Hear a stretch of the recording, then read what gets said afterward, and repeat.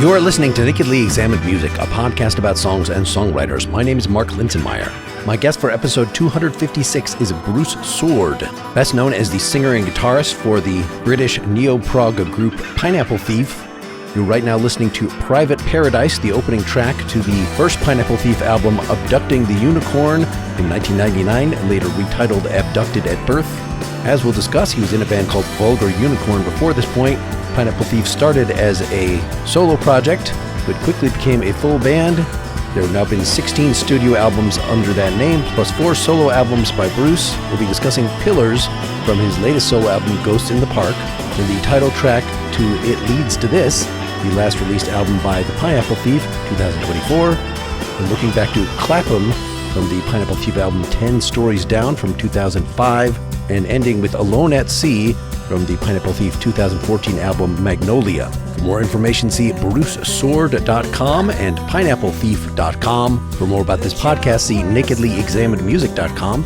To support the effort, go to patreon.com/nakedlyexaminedmusic. I will play a little bit of Private Paradise by Pineapple Thief from Abducted at Birth, 1999. The album was originally called Abducting the Unicorn. I know in our communications before this, I had said I was going to use an actual Vulgar Unicorn track, 1995, House at Fudge Corner, but I sort of chickened out after listening to those 3 albums. Is there a reason that those 3 are not republished? Is it just a matter of who owns the rights and that kind of stuff? Or is it actually like, no, this is how you want to represent yourself sort of as birthing? The Vulgar Unicorn days, we were a bunch of kids basically learning. This was the days when you used to go into recording studios. It cost kids a lot of money back in those days, 16-track local recording studios. And we go in for a day and try and record and mix 3 songs, and it sounds like it. That's the thing. So those albums, I'm proud of them. They're part of the process. Mm-hmm. But no, there's no reason that we shouldn't put them back out. I'd love to remix them, but they're all on tape somewhere in the country, maybe buried in landfill somewhere. But, one day I'd like to do those Vulgar Unicorn albums justice. But certainly for me, it began in 1999 with Abducting. That was when it really started. A number of things are labeled a remix. So it seems like you care about your... You're curating your older stuff. I don't know, are advances in AI such that, now I can take these 4-track things or whatever and actually soup them up in ridiculous ways that were not, is that an exciting prospect in terms of returning to some of these old things? Yeah, it's something quite recent that, they call it stem splitting or, whatever, but it's come a long, long way, even in the last couple of years, to the point now where anybody can go out there and strip the drums out, strip the vocals out. It doesn't sound as good as if you've got the tapes, if you can really split it out yourself. But yeah, actually, maybe we could go back to the stereo files and just, when I listen back to them, you're thinking, my goodness, this really is... kids. We were like 17, and these studios, they were pretty cheap studios, but they were still expensive for us. All right. So 16 or so Pineapple Tree albums later, plus some live albums, 4 solo albums, plus a one you did with Jonas Rensky in 2013. We're going to play something from the new solo album, the song Pillars from a new album called Ghost in the Park. Can you catch us up where you're at now? Why this solo album now? The solo and the Pineapple Thief kind of exist side by side. The solo thing, I have to admit, is very, very personal. I've made a decision that is 100%. I'm just going to put it all out there. So Ghost in the Park was an album about life and death. My parents were, my father was dying. My mother had Alzheimer's. So I was singing about it, but in a positive way. I don't want people to think, oh my God, he's written an album about his mum, dad dying and things like that. It was just sharing, really, things that all humans have to go through. This song, Pillars, is part of that canon of songs about life, and this one particularly just looks back on childhood and parents bringing up children with the fear of God in them, that kind of thing. It's actually about an old ascetic called St. Simeon who stood on a pillar for 37 years because he thought that was some kind of penance. So I just thought it was quite a funny story to sing about.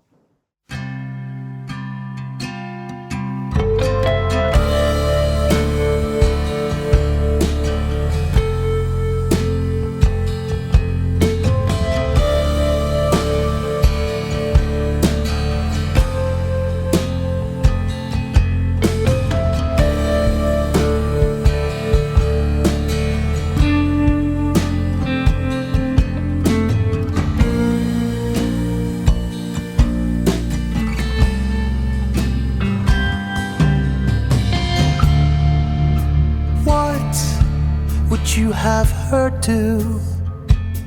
Sit on a pillar for 37 years, perhaps 38. What would you have her do just to earn your life? And oh, this house is not in order. The haunted light, wherever you go, and God knows what they're saying to stem the bleeding. Oh, Lord, Lord, only knows. So what did you have her do?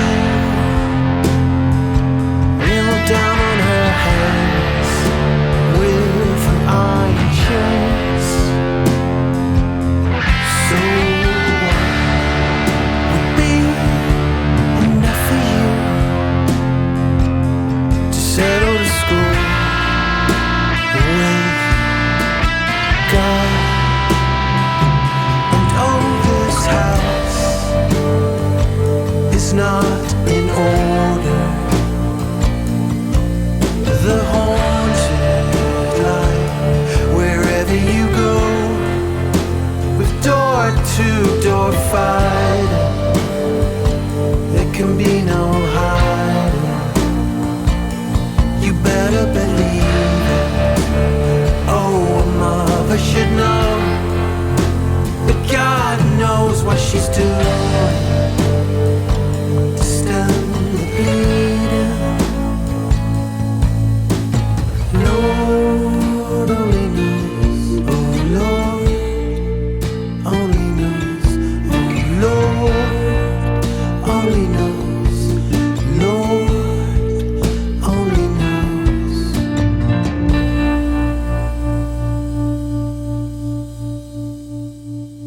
All right, so very mellow sort of tune. Where is this main electric guitar sound that sounds like every note is a harmonic?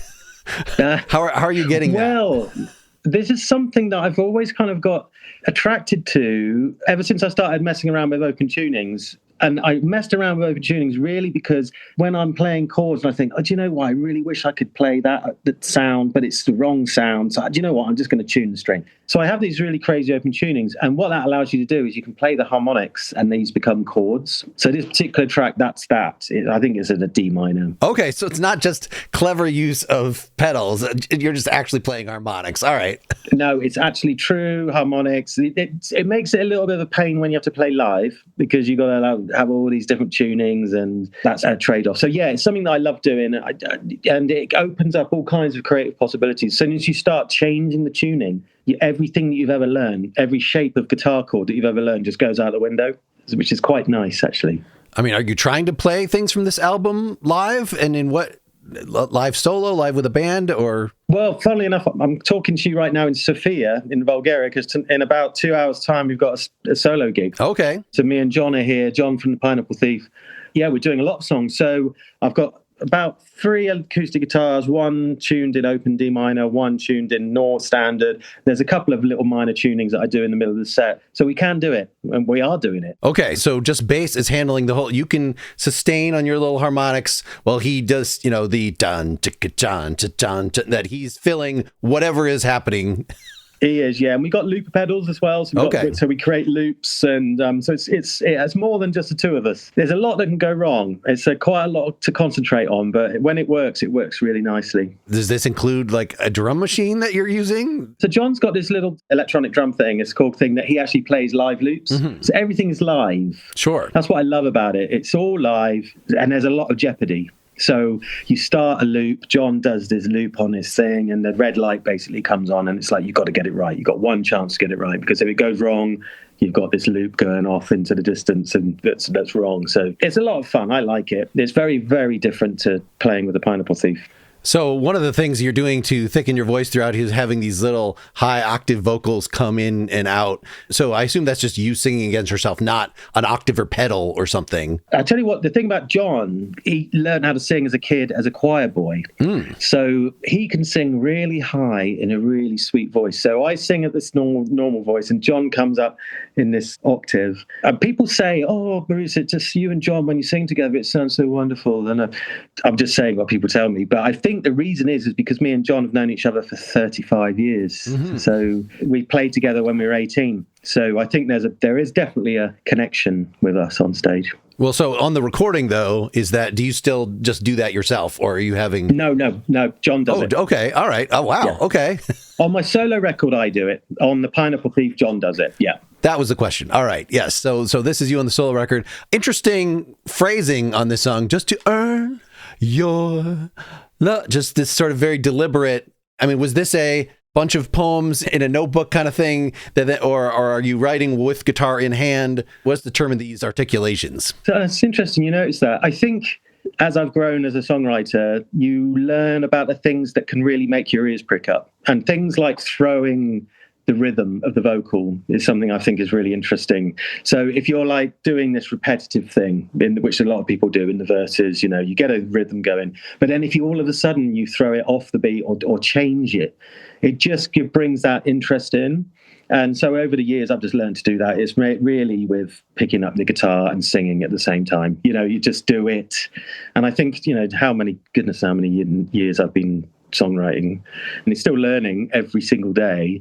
It's one of those things you pick up, just like you said, just for people like you to notice, I think. And I think, it's still rhythmic. It's still something, and it creates a hook. Sure. And also, if you're singing it live, you can really emphasize that dun, dun, dun, those kind of things. It becomes a hook.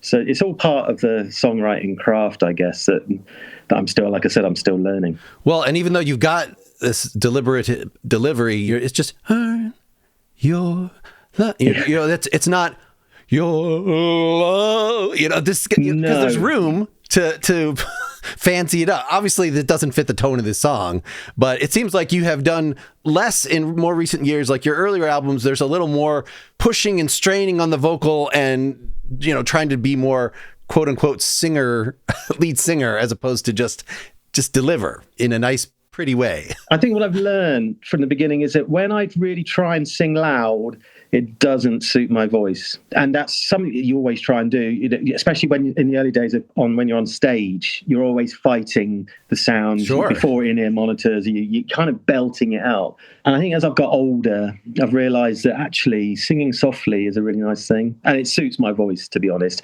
The truth is, when I start to really belt it out, you kind of get this whiny register. Doesn't sound nice.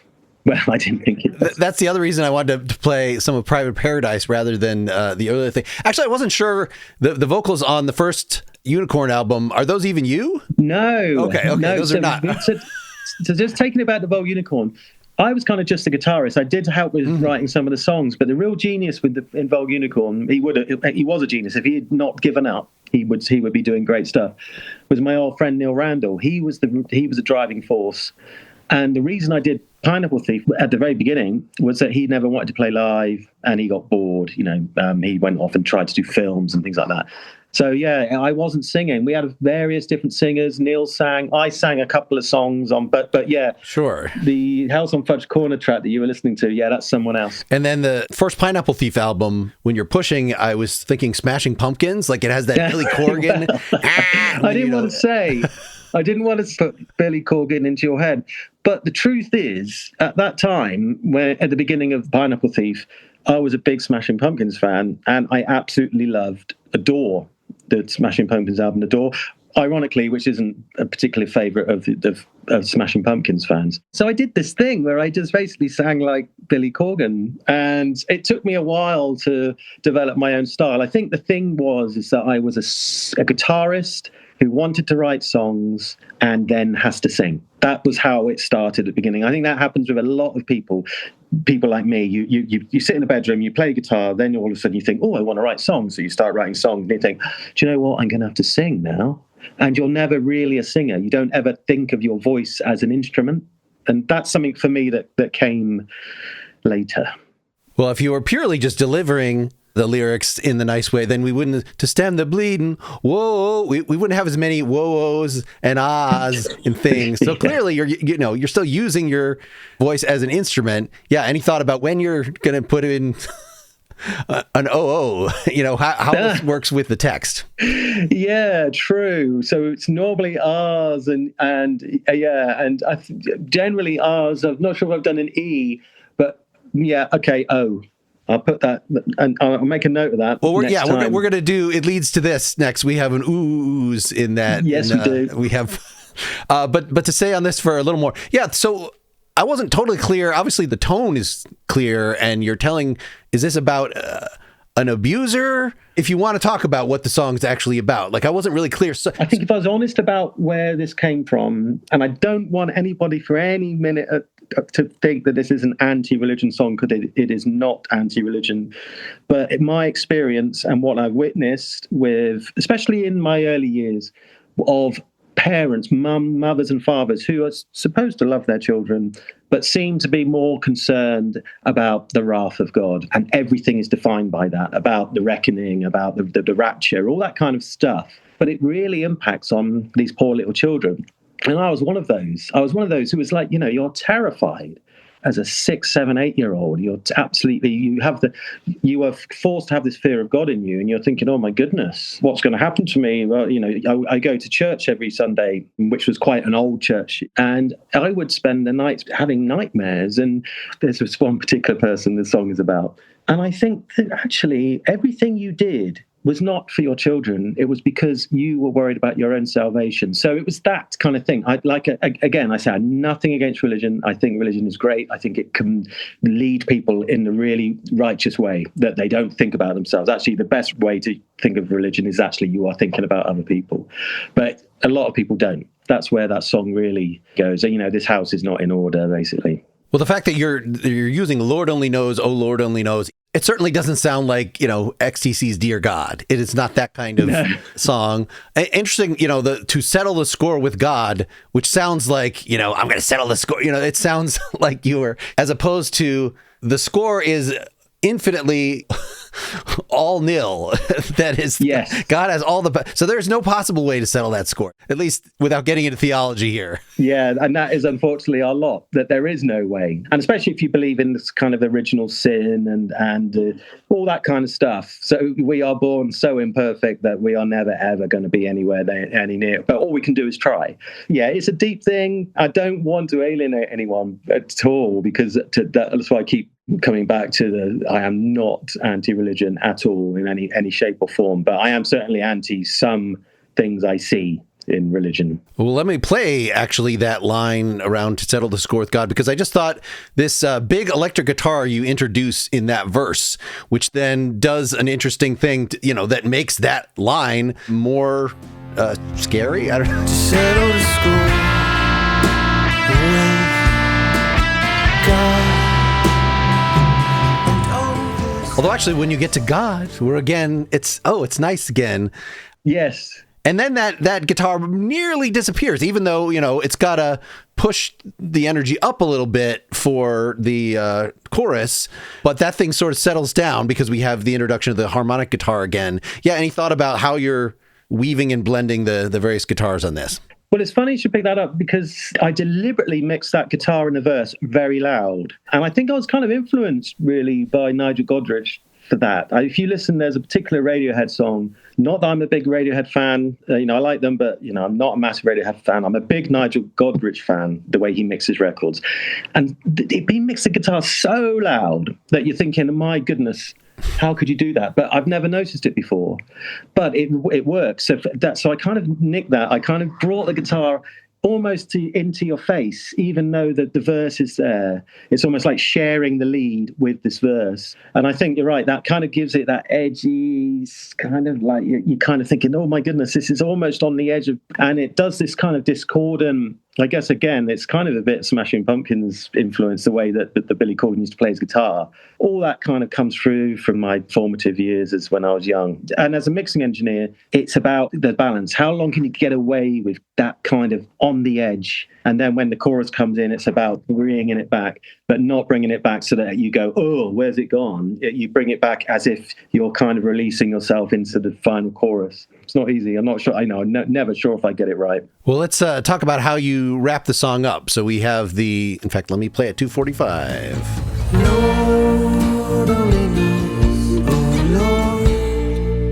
only knows, oh Lord only knows, Lord only knows. Yeah, any thought about that choice of we're going to swoop down, we're just going to kind of sit on the same... Obviously, that could have gone on for another 2 minutes if you wanted to sit there and just let the... I kind of felt that I wanted to do this kind of resignation, that you felt resigned to your fate. You're kind of resigned to this is how it is. I'm now going to be able to tell you that you are so wrong because what do I know? What I do know is that what's happening has had a negative impact on people. This kind of melancholy end. And what I kind of liked about it is that it left it hanging. It kind of feels unresolved, which I like. So in a way, I'm kind of thinking, you know what, that's not resolved. And then you kind of think, let's play that again, hopefully. Let's play that, have another listen. But yeah, you're right. It could have gone on longer. I don't know. I grew up with progressive rock, but I also grew up with grunge and all that kind of stuff. So I've always had a push and pull between that 3-4 minute song length and thinking, what the heck, let's just do whatever and go 8, 10, 12, 15, 28 minutes, I think, is my longest. The space rock thing, even more than progressive, you have to structure it. But if it's space rock, then you just keep just carry on noodling. Yeah, noodle away until you can't be bothered anymore. That also reminded me of one more mixing thing. Right from the beginning, it seems like you have a crash cymbal that is so reverbed that it just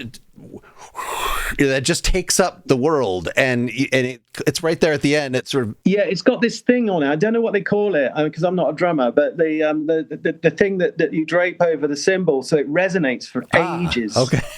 Again, it's a real effect. It's not an electronic.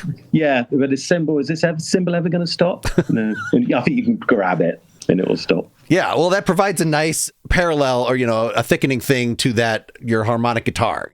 Let's get the second song out there, right? We've talked about you're in a solo environment, and so you can focus just on what you want. You're not making room for other people. To the Pineapple Thief, the last album, it leads to this, 2024. I guess you had an EP right after that. Was that sort of leftover songs from that album, or was that same session? Yeah. Okay, yeah. So the same session. So the last proper full album.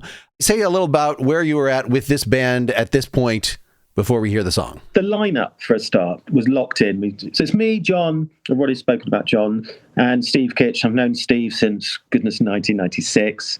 So we were 3 very good friends. But then we were without a drummer, but we were lucky enough to get Gavin Harrison in 2016. So we'd been touring with Gavin. The band was tight. We'd done so many shows. We shared a tour bus for goodness knows how long. And so we kind of felt like the band was together. We trusted each other. So I think with at least this record, it was a real case of a true collaborative effort. I mean, I still come up with a lot of the melodies, the words, the meanings of the songs, but everybody else did their bit. I mean, to sum it up, it is greater than the sum of its parts. It really is. And obviously, someone like Gavin in the band, you've got an incredible basis. Everything starts with the drums. And if the drums are as good as what Gav does, then you're onto a winner already. So that's how we felt. And I just wanted to make the most of it.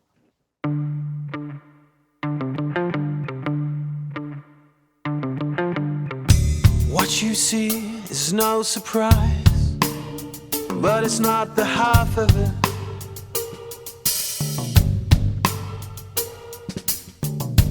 Always there by your side, in the cold black center of your eye. You made your mark, a life of toil, but that's irrelevant now.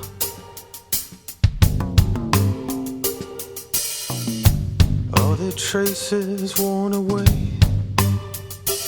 by the long march of your decay. So it leads to this. How could we get it so wrong? For all this time, for all this progress.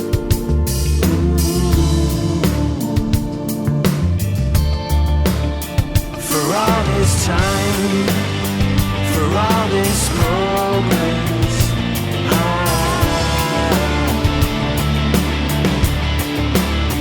For all this time, for all this progress.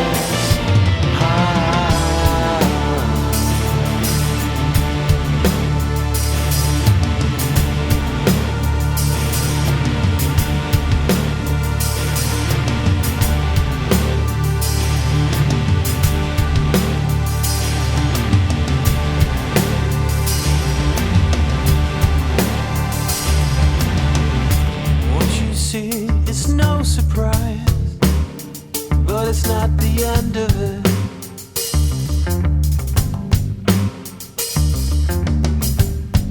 The future, what is left, is right here, standing by your side. So it leads to this. How could we get it so wrong? For all this time, our so-called progress.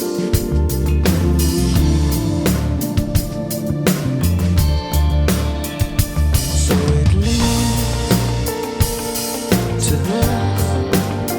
Oh, how you waited this long. For all this time, you were here.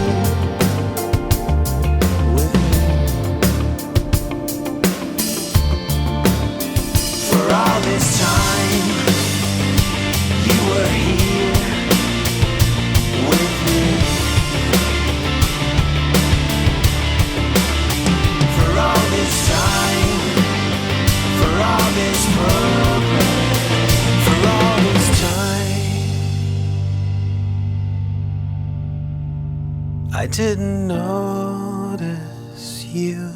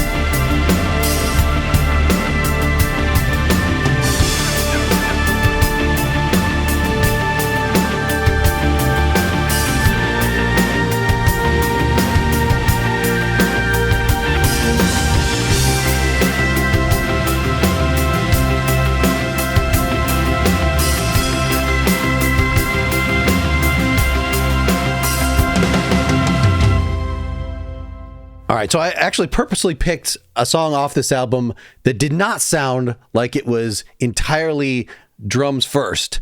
As we were talking before we got on here, we had sort of half an interview, an aborted interview. One of the only times this ever happened to me just for technical reasons back in 2018. So you were sort of pretty fresh. Gavin had just joined the band recently, and I've really been thinking about this in terms of, what would I do if one of the world's greatest musicians of whatever that wants to join your band, but then you want to make use of the person. You don't want to just, do your solo album and say, okay, fill in some, I'm sure he would do that.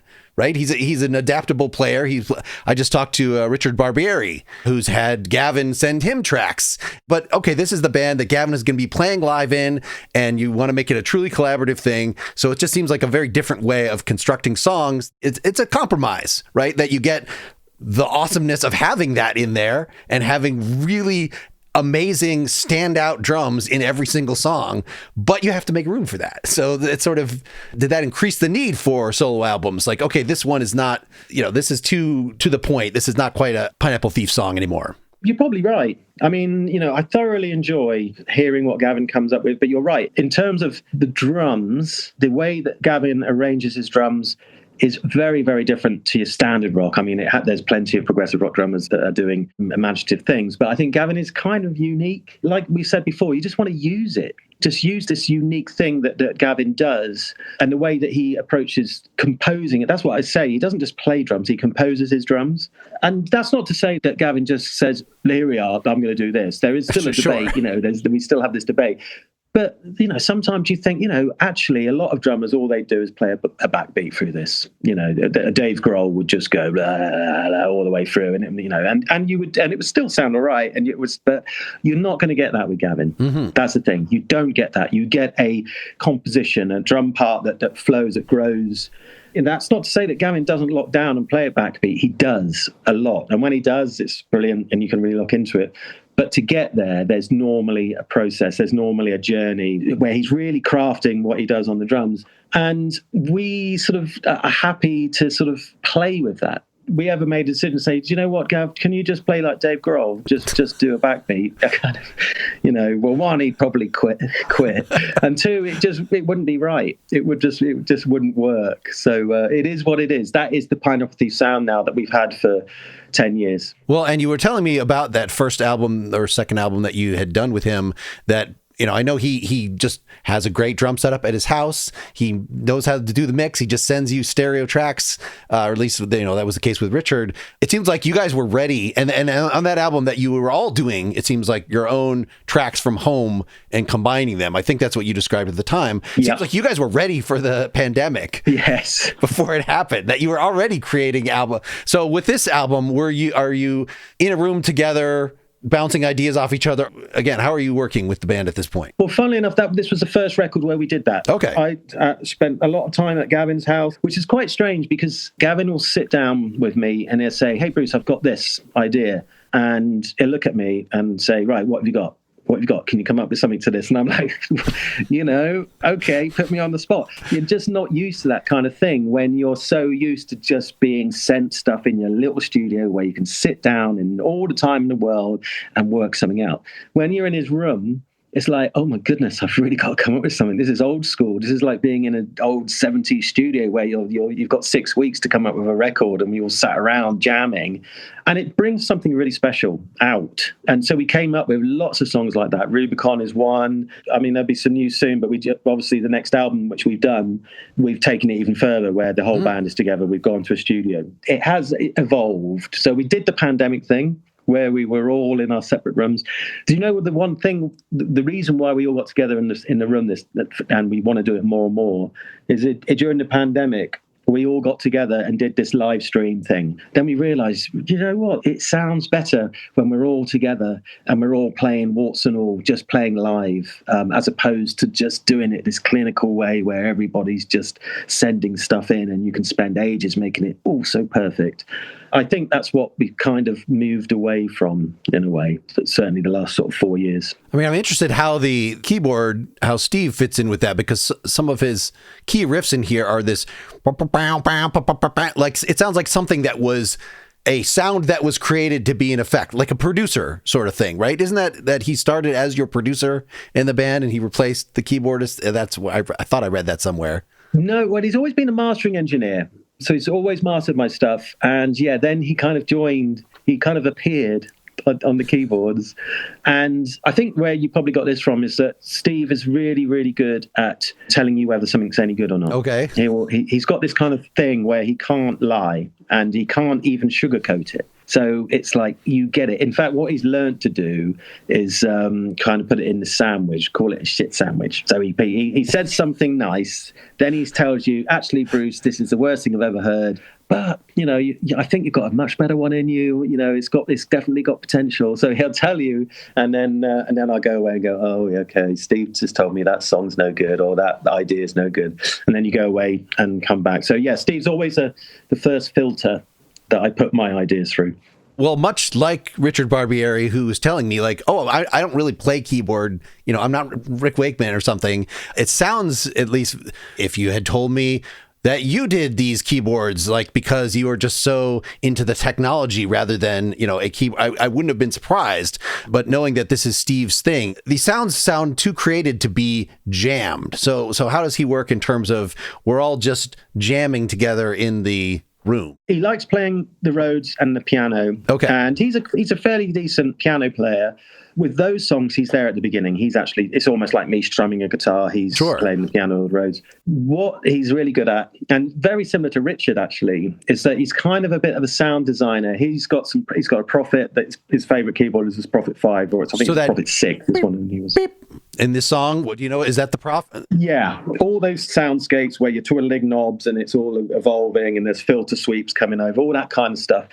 So he kind of almost like sprinkles his fairy dust on the tracks at the end quite often. Yeah. I'd imagine Richard is kind of a bit similar with the way he works with Porcupine Tree. He kind of, it's all very sort of the sounds, and same with Japan.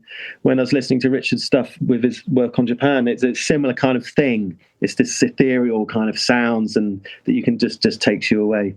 The fact that this is built on this little funky guitar riff, I mean, was that the foundation of the song, or was it a drum thing that you then added that to? I had in my head that I wanted to have a track that was hooky and that would be fun to play live. That's exactly what I was thinking so I picked up this guitar and said, right, let's come up with a riff, a riff that is like, that's hooky, and that just came out. And then the song just evolved from that riff. All right, let me play from 105. I guess I was trying to figure out how you were making it grow from section to section here. How could we get it so wrong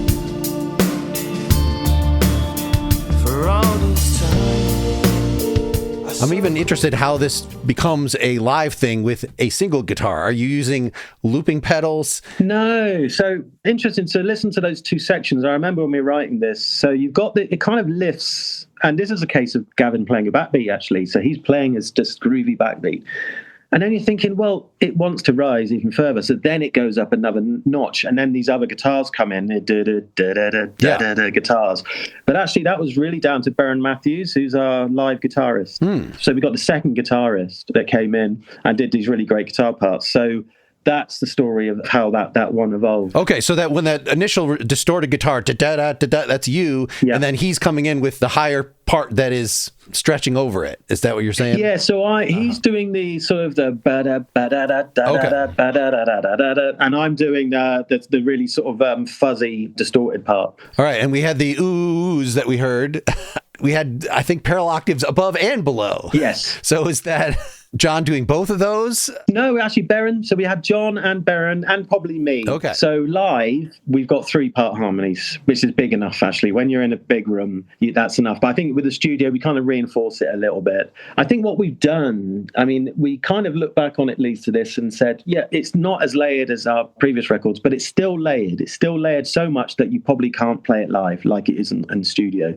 So what we've done with the newer stuff that we're doing now is that we're doing it so that you really only get the parts on the record that are going to be played live. I do concede that with this record, there are more layers than physically we could play. In hindsight, I'm kind of a little bit of a regret that we did that. It's okay for the recording, for the studio, but because we're a live band, just as important, the live and the studio, we kind of should be more mindful of that, I think. Let me play from around 1:30, this interlude.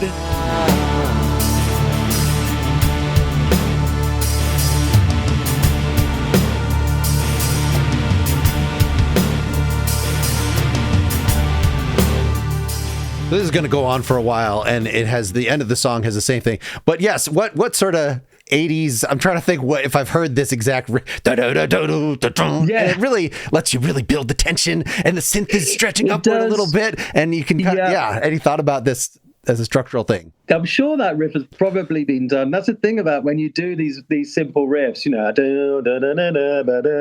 bum.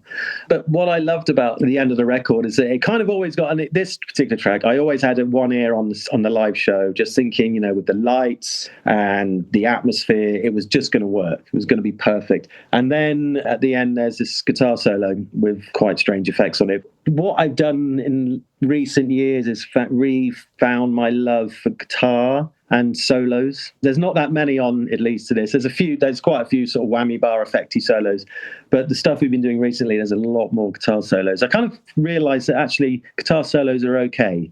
It's all right to do a guitar solo if it's nicely crafted. Well, I didn't know sort of as a prog fan, right? If you add Gavin, who's taking up so much space down there, I mean, either you want to just leave space for that, so it's like the Police, right? where you get your Stuart Copeland is taking up a full third of the space, and that's great, or more. Well, especially that part I just played, you and John are exactly right, are in unison, it sounds like. You're just playing that riff together. But it also, calls out, okay, well, if you got drums that are that big, shouldn't you also have the Steve Howe or the Rick Wakeman, something else to stretch it out in some direction? I mean, that's the thing. And you could do that, and then you would just have a very, very massive sounding record. And that's not necessarily something that we want to do. We want to keep it so that you can hear, kind of like you say, everything has its space. Obviously, the vocals are obviously critical. But yeah, I still kind of feel that we can make it big without having to layer in everybody like fighting to have their massive sound coming out. Well, and I wasn't sure if your approach to soloing was because, kind of like I was describing these keyboardists, that they're not the flashy soloists, that they're more just, they know how to use their sounds. That clearly you are very, very good with your pedals. I can play one note and have it sustain in a great way and have it do interesting things without having to do a bunch of hammer-ons or something like that. But is that, that's the sort of the limits of your fingers, or is that just your taste such that these older things, right? The Vulgar Unicorn stuff, some of the earlier Pineapple Thief stuff, there's more active guitar work. Was that because you had a lead guitarist playing with you, or was that just, no, you let yourself be less tasteful at that point? Yeah. I mean, no, it was all me. Okay. I think a bit of both. So technically, I'm very lazy when it comes to guitar playing. I have a guitar because I want to write songs. Sure. So I'm not the kind of guy that will sit down for 4 hours shredding up and down a fretboard until I can do it. I wish I could, I wish I could shred. I can't. I can play fine. My heroes really were people like Andy Latimer and Ian Benson, Alan Parsons Project guitar solos. They're technically still good, and they occasionally do these fast licks, but generally they're about the hooks, the melody. You can sing along to their guitar solos. So that's always been my motto. You can sing, you can feel something from it. Like I said, you haven't heard it yet, but the stuff that's coming next, I kind of found my love for guitar has come back. So you were talking about the early years where I was like, maybe being less tasteful. Sure. Which I understand. That's fine.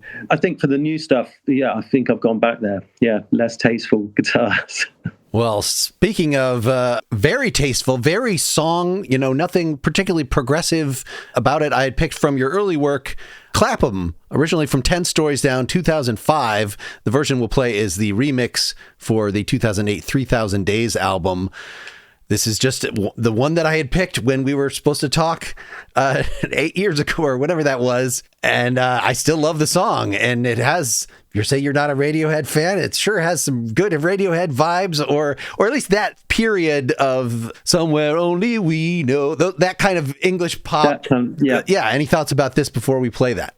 Yeah, it's very English, that's for sure. I mean, I wrote it at Clapham Junction, which is a big train station in London. And the reason it's called Clapham is because I stood on a train as we were coming into Clapham, and my father rang me and he dropped me the news. I mean, this is another sort of sad story, but he dropped me the news my best friend had died suddenly. He just had a heart attack in his sleep and died. We were only in our mid-20s. So it was a big shock. So I went back and I wasn't going to write a song about my friends. It was just too much. It was too big a thing for me to just go to write a song about that. But I wrote a song about the feelings and what it felt like for me to be stood on this platform in Clapham Junction, looking out and looking at everybody and thinking, oh my God, my best friend is not here anymore. One of my best friends. It was me and John, actually. Me, John, and we call him the two Johns, and now there's only one John.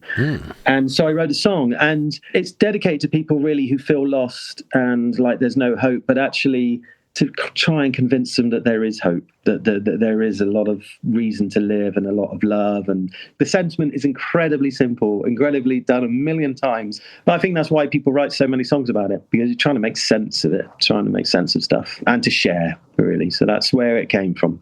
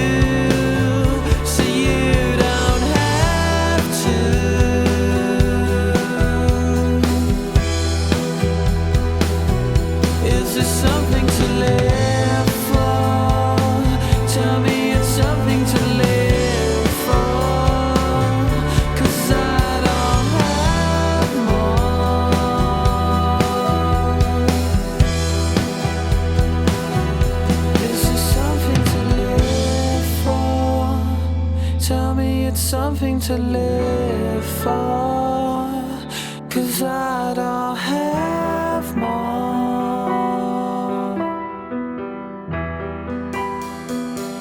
So I'm singing this for you. Yeah, I'm singing this for you. So you don't have to.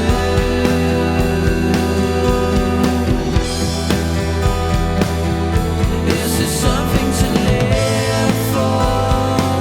Tell me it's something to live for, 'cause I don't have more.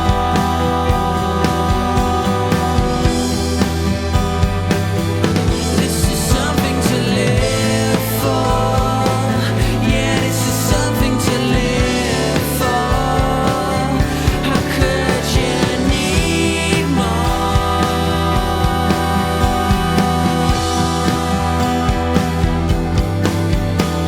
Now is everywhere to go. Is everywhere to go.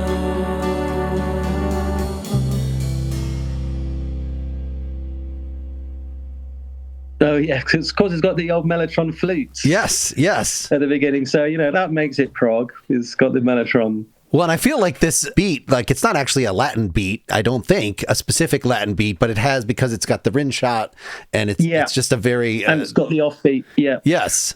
Do you even know what kind of beat that is in particular? No. Okay. You know, the one thing, and this is the thing that makes everyone else in the band laugh their heads off, is that I'm completely illiterate when it comes to music. You know, I can't read music.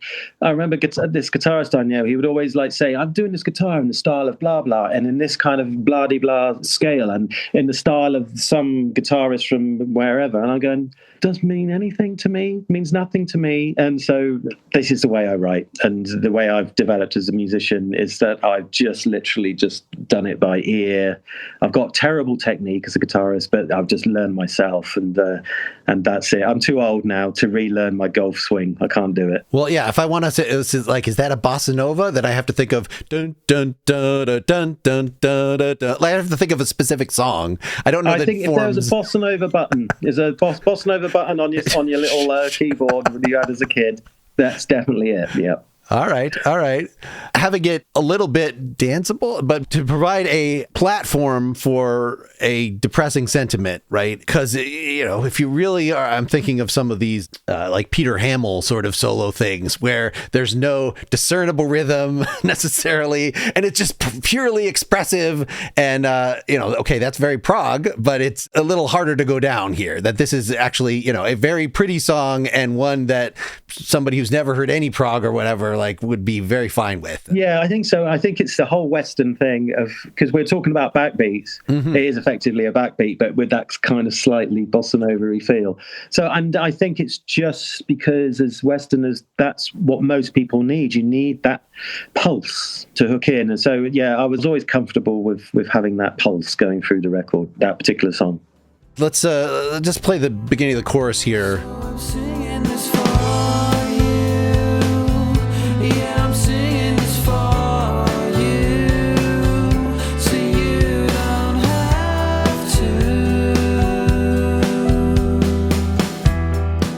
I know it's been a long time, but you did remix this in terms of, like, that's the key moment where I call it the beauty drop. Right. We're going to have all the nice things come in. We're going to have some nice piano here. We're going to have the drums come in, but just getting the proper move in dynamics to go into that part. Any thought about constructing that? And, you know, this was still, you'd done quite a few albums before this, so this is only early in a relative sense. It was early, and I think that's, as a songwriter, that's what you always trying to get. And I guess as a song structure, this is a typical Western sort of pop song. You have an intro, a verse, a chorus, a verse, a chorus, and end. And that's what this song does. But in order to make it work, in order to connect to people, you've got to get that kind of what you just described. You go into that chorus, you've got to lift, everything's got to hit exactly right, because there's so many people doing this kind of thing. So for it to be special, you've got to really get everything right. And I don't know what right is, to be honest. I don't think there's any kind of real method behind it. But when it works, you know straight away. And I always call it the magic. It's just this magic that happens, and you can't really describe how or why. And I remember strumming it, and I just went into those chords, and I came up with that vocal melody and think, you know, that is it. You know, Steve came and did that really lovely arpeggiated piano. Just one of those moments where a song just happens. So this was still you and Steve and John, and who was playing drums on this? Do you recall? Oh, Keith Harrison. Yeah. That's no relation. So he played on a couple of records. He played on 10 Stories Down and All the Wars. So, and he was our live drummer for a while. So, yeah, that was back in the day. And it seems like you weren't necessarily thinking as much about, as you're saying now, like, oh, we're a live band. You're doing whatever you need to do for the studio version to work. So if we need to introduce 3 more acoustic guitars to boost that pretty part, we're going to do that. Or am I wrong here? No, it was 100% studio. Yeah, we did the odd show. This was in the days where you would get these little prog festivals that would say, "Hey, Bruce, can you come and play this prog festival in France or wherever it is?" So we got out maybe 3 or 4 times a year to play. But yeah, I'd say it was a studio project, and probably was until we probably did Magnolia. It was very much more geared towards the studio. And when you have strings come in,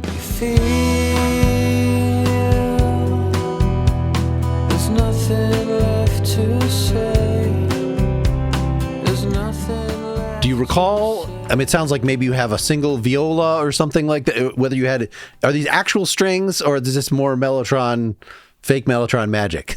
No, actually, I have very fond memories of that. This is my school friend, a guy called Richard Hunt. And he was one of the big reasons why I picked up guitar. He was a great piano player and a really good violinist when he was 14. And I was really jealous. I said, I want to play something. And I went and bought a guitar. And I said, it was too late for me. There's no point me starting. I'm 14. I'm old. And he said, it's never too late, Bruce. It's never too late. And so I always remember him telling me that. And then sort of, when was this? Must have been 15 years later. I called him up and said, do you mind coming over and playing some violin? So he just overdubbed. It was just a violin, no viola, all violins. Okay. And just did 3 or 4 overdubs. So it's all real. And let me play near the end. Now is everywhere to go. It sounded like the cymbals actually match your finger picking. Any thought about, do you remember how you decided on this ending as opposed to something else? Well, no, I think it just came. I remember Keith was really, really good at playing with his cymbals. He was kind of a jazz player by training. The way he would get this really subtle but lovely sounds out of his cymbals. So, yeah, I just remember him doing that. It's just one of those moments where you're kind of you're playing with each other. So Keith would do these things, and it probably impacts on how you play the guitar. Funny enough, it kind of ends in a very similar way to Pillars. It kind of comes down into this sort of unresolved ending. Just returning to the narrative a little bit, you're here with nowhere left to go. You're facing this alone. So this was sort of an imagined to him before or in the afterlife, or sorry, I've lost track of how you said this. No, so I think the song really is about loneliness. I was kind of full of sadness, at hearing, and the song was called Clapham because of that. It wasn't about my friend. Sure, so okay. The song's not about my friend. Yes. But it was about people, and we've all been there. And lots of people come up to me about this track in particular and say how much it helped them and brought them hope, and because they felt hopeless and lonely, and did anybody understand what it feels like? So just writing these simple words, that's really what it was for, just to try and remind people and myself that life is good and it's tough, but it's also good, and this world is amazing. So that's my general philosophy in life, is that life and the world in this planet is beautiful, but it can be tough. Yeah, so a general utility sorrow treatment song, whatever your thing that is. And like I said, it's nothing groundbreaking. It's a very, very basic, simple sentiment that's been sung about a million times, but I don't think we could ever get tired of trying to deconstruct it and sing about it. That ending that we just played, the lyric there, it's everywhere to go. It's everywhere to go. Yeah, what is that? Because that sounds like you've got your whole life ahead of you. But it's ending in as you said, with the same tone that Pillars did, which is sort of such as the way of the world, or, Yeah, I kind of just imagine someone in their melancholy sat on top of a hill looking out over the world, kind of feeling I guess this sums up melancholy. And that's that. And that you still wanted to say you got everywhere, everything to do, but it's still melancholy. You're obviously not going to go, don't worry, everything's fine, everything's great. Because, I mean, it could twist to a major chord. There could be a little something nice. Yeah.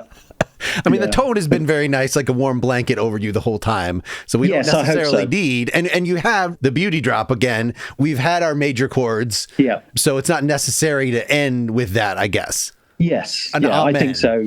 I just don't think, not sure how many major chords I've got in me.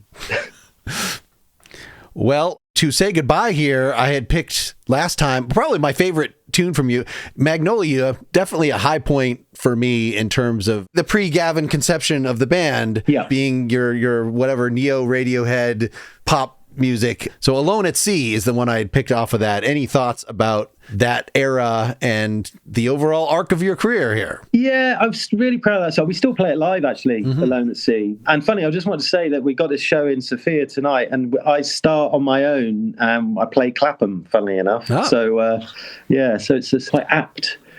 But yeah, I remember Alone at Sea. Again, it's very, very similar sentiment to Clapham. It's about, actually, it's a love song. So it's about spending the rest of your life with someone. And basically you and me alone at sea, because it's me and you together, almost saying to my wife, well, you know what, you've signed up with me. There's this sort of metaphorical suicide that you're taking by being with me forever, that you are committing yourself to me and me to you. So it's kind of a dark love song, but I remember it's in 7. I love 7 as a time signature, and it has this riff at the end which goes to 4, which I really love. So I love it when you get out of the 7 and you lock down and go into the 4/4. It's always a brilliant moment live. So it covers a lot of ground, this track. I think from a songwriting perspective, it's one of the songs I'm most proud of. And who is the drummer on this one? Do you recall? Dan Osborne, right. Dan, great drummer. He kind of saved us, because when we were doing Magnolia, we didn't have a drummer. He came along, knocked our heads together, told us to carry on, got us playing together again. So I have him to thank. But after Magnolia, he just wasn't able to commit to the band. So we still see him. We're still very good friends. But yeah, he couldn't commit. So it's a 1 album only, Dan Osborne, Magnolia. All right. Well, before we hear that, let me just ask, you already mentioned, right, the Pineapple Thief has its new album. What is the stage of it? Is it recorded? Is it? Yeah, it's all done. There'll be some news on that. Yeah, watch this space. There'll be plenty of news coming about. I think the next sort of 18 months for the Pineapple Thief is going to be very busy. Was there a new direction with that in particular? Yeah. Yes, it does sound quite different. But probably the most I can say is, like I was talking to you about layers and making it true to the live show. I think it's pretty much. We've gone there. We all did it together in the studio. We played together and wrote it together. It's going to be interesting. All right. Well, thanks so much for chatting. It's really been a pleasure revisiting, updating myself on your catalog. Glad we could finally make a whole interview happen. Yeah. We got there in the end. Yeah. No, I've enjoyed it. It's lovely talking about the songs in depth. So yeah, been good. All right. Here it is. Alone at Sea from Magnolia.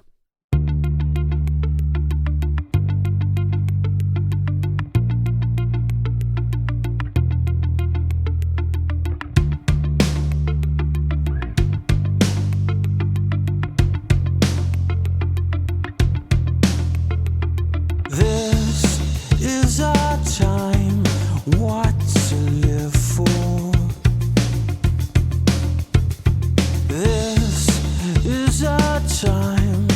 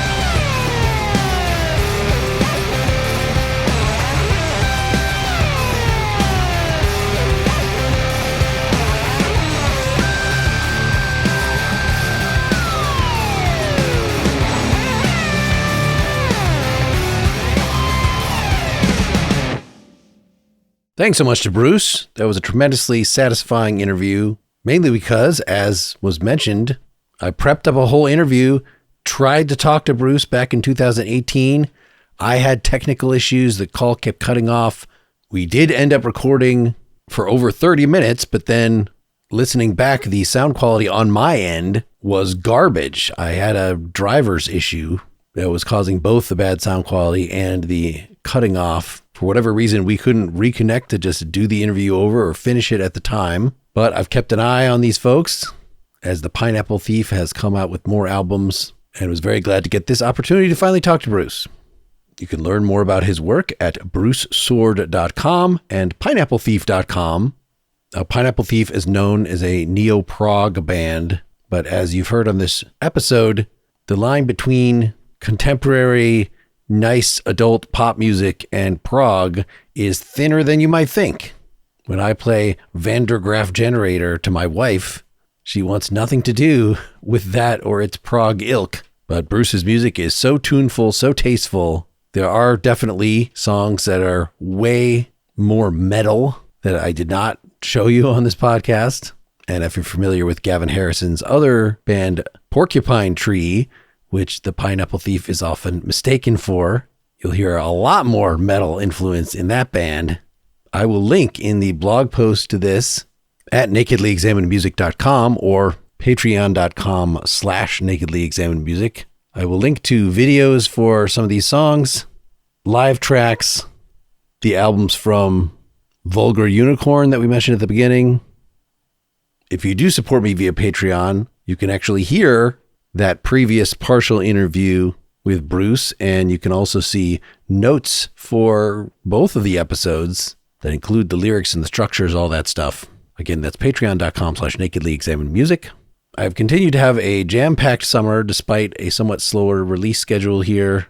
Since talking to Bruce, I talked to Josh Joplin and most recently to Dan Montgomery, two really excellent songwriters. So please come back for those interviews. I welcome your feedback on the show, your suggestions for guests you're putting forward yourself as a potential guest. That's mark@nakedlyexaminedmusic.com. I'd also love for you to go to Apple Podcasts or wherever you listen to this and give the show a nice 5-star rating. Maybe send this episode, some other episode you like, to a friend. Post it on your social media. Artists like Bruce and shows like this deserve more circulation than they get, so I encourage you to do your part. Thanks so much for listening. Hope you're having a good summer. Keep on musicking. Till next time, this is Mark Linsenmeyer signing off.